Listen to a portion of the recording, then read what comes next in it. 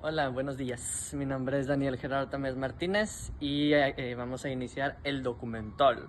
Antes de iniciar con los códigos éticos, que es de lo que se trata este documental, tenemos que aclarar dos definiciones, que es qué es la ingeniería y, por ende, qué es la ingeniería industrial.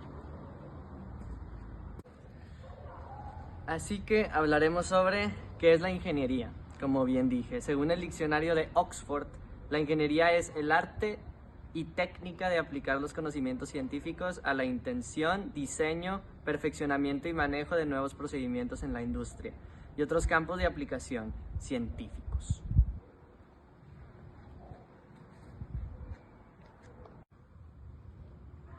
Entonces, ¿qué es la ingeniería industrial? La ingeniería industrial es una rama de la ingeniería que se ocupa de la optimización del uso de recursos humanos, técnicos e informativos y del manejo y gestión óptima de los sistemas de transformación de bienes y servicios de una empresa o compañía. Y finalmente para esta introducción vamos a hablar sobre, entonces, ya sabemos qué es un ingeniero, ya sabemos qué es la ingeniería industrial. Ahora, si tú quieres ser un ingeniero, ¿cuál es tu perfil? ¿Qué necesita una persona para ser un ingeniero industrial? Bueno, lo principal, necesitas ser creativo, necesitas ser dinámico, tener eh, conocimiento de muchas áreas. Obviamente para eso vamos a estar estudiando actualmente en el Tec Milenio, pensamiento crítico y dispuesto al cambio. Eso es muy importante. Un ingeniero industrial tiene que saber cómo manejar los problemas que se van a afrontar porque esta carrera es muy difícil y son muchos problemas que salen de la nada y tienes que estar dispuesto a afrontarlo. Así que ese es el perfil. Necesitas ser muy creativo a la hora de solucionar los problemas. Y este es el final de la introducción. Ahora, sin más dilación, empezamos con la historia de dónde vienen los códigos profesionales de la ingeniería industrial, personajes importantes y cómo están actualmente estos dichos códigos.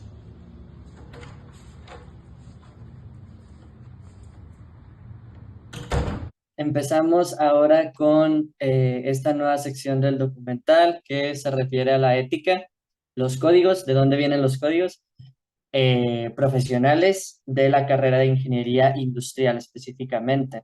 Aquí, como vemos, es la portada, ética en la ingeniería industrial.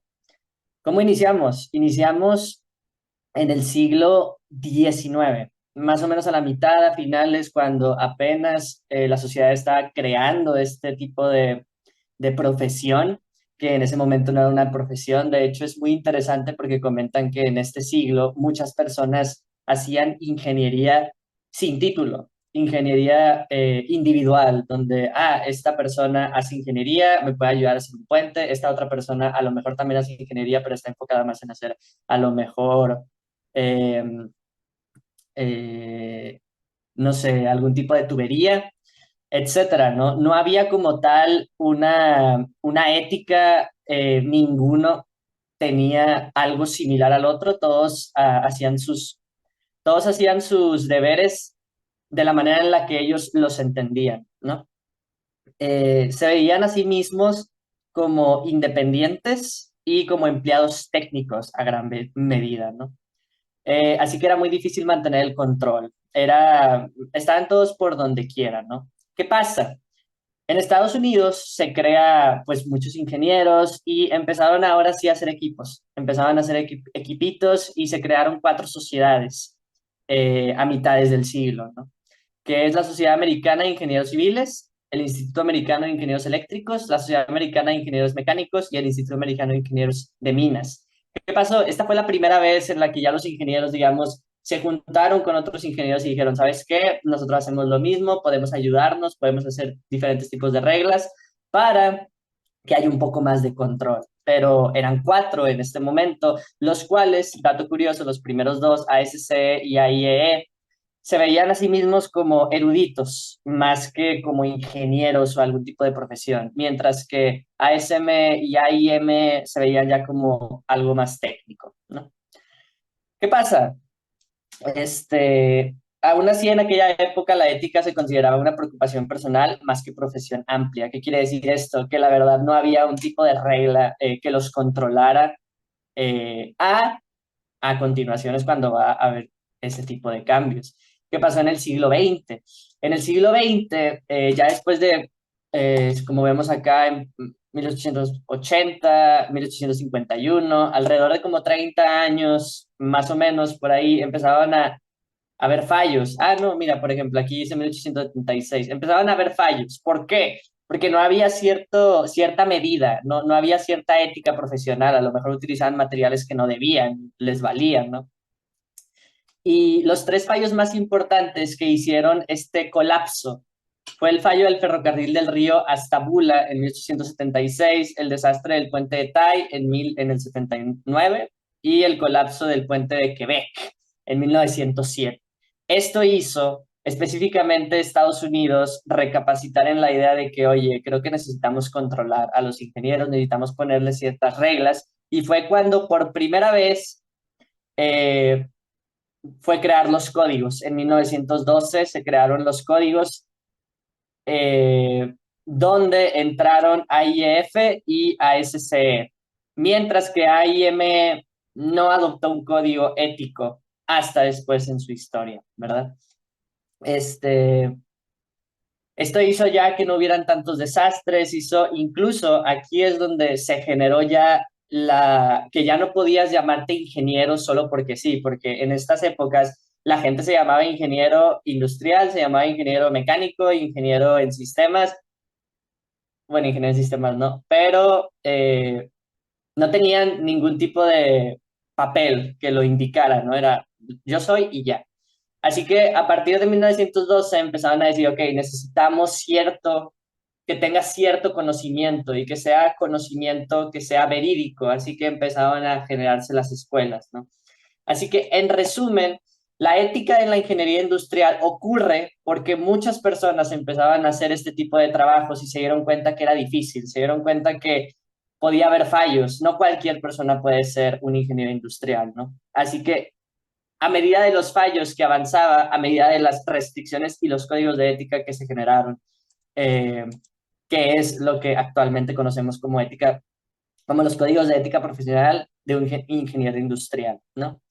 Que de hecho, ya para finalizar, en la actualidad, los ingenieros industriales tenemos la misma ética que se generó en el 46, en 1946, y se está viendo si se puede evolucionar, porque ahora hay ciertas medidas que tienen que haber un cambio. Por ejemplo, antes no nos importaba el ambiente o la contaminación.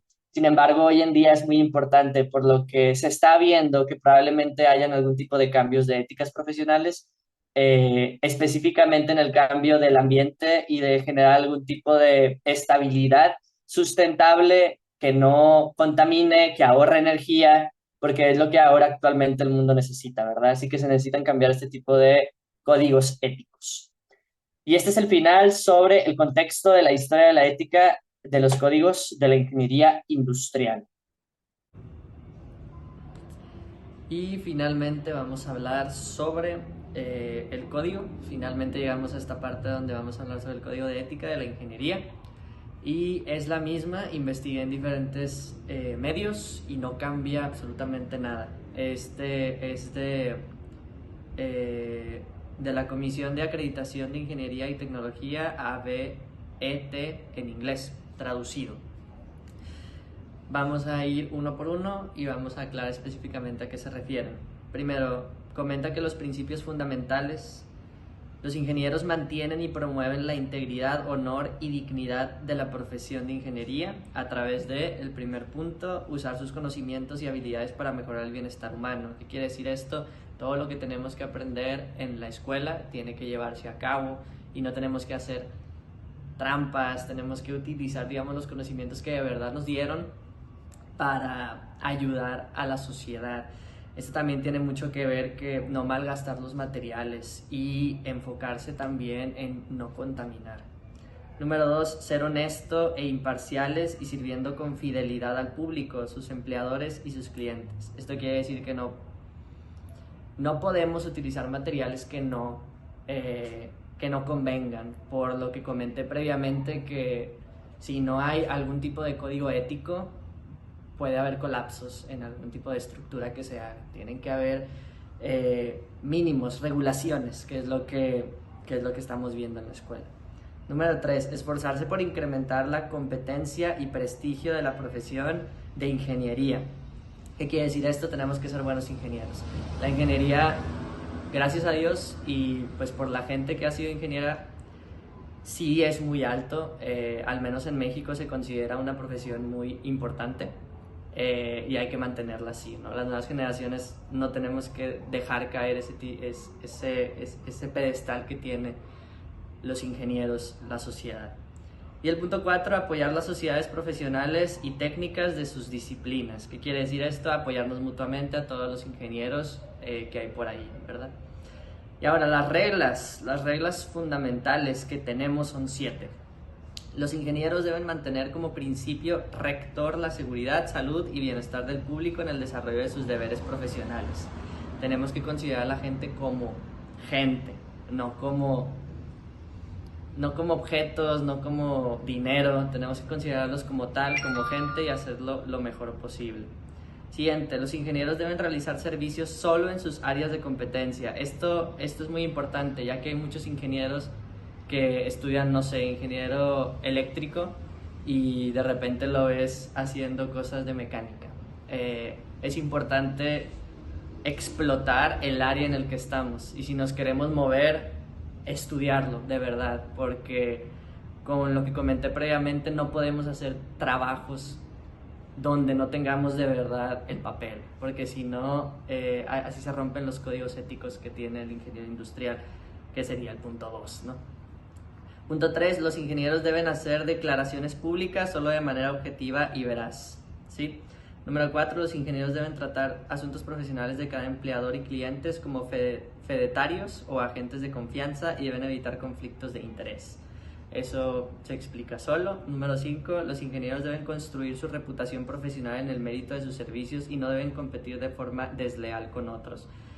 Lo que previamente se comentó, la integridad y la profesión que uno va a hacer es personal, y nosotros no podemos competir con otros. La única competencia sería con nosotros mismos. Número 6, los ingenieros deben asociarse solo con personas y organizaciones de buena reputación. Sí, otras asociaciones, otros profesionales que también cumplan con la ética. Y número 7, los ingenieros deben mantener el desarrollo profesional de sus carreras y deben brindar oportunidades de desarrollo profesional para aquellos ingenieros bajo su supervisión. Esto es muy importante porque muchos ingenieros, ya cuando tienen puestos importantes, no ayudan a los otros, no ayudan a la gente que apenas está iniciando, y tienen que recordar que es parte de la ética profesional ayudar a todos, incluso a la gente que está por debajo, para que crezcan, para que todos crezcamos a la vez. Y eso es el Código de Ética de Ingeniería Industrial. Y ya, muchas gracias por ver el documental y que tengan un bonito día.